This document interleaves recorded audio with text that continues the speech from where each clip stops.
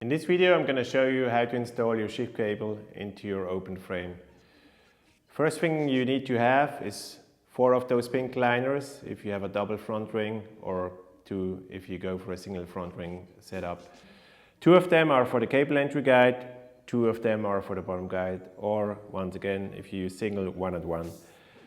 So step 1 is you take your shift cables, you insert one of those pink liners into your head tube, insert, and you guide your cable inside the frame until you can get it out here on the bottom bracket.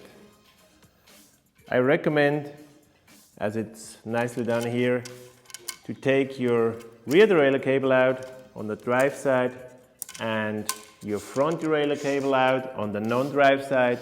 Like that, you don't mix up your cable inside the down tube. Gently pull it.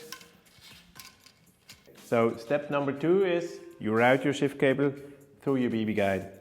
If you use a single setup, obviously you only need one of the pink liner. You guide it through the guide till it's at the end. Then you take your shift cable, you route it through the liner,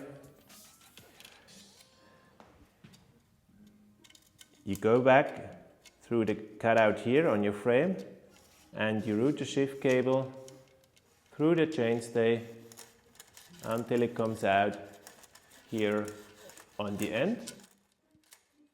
For the BB guide, make sure that your pink liner is facing into the chainstay. That's really important when you try to clip it on.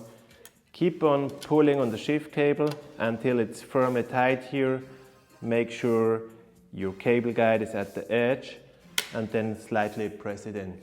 Last part on the installation of your shift cable is you slide over your cable exit guide, gently insert it in the frame.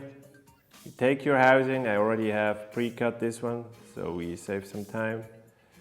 Slide it over it on the shift cable, and you basically inserted everything into your derailleur.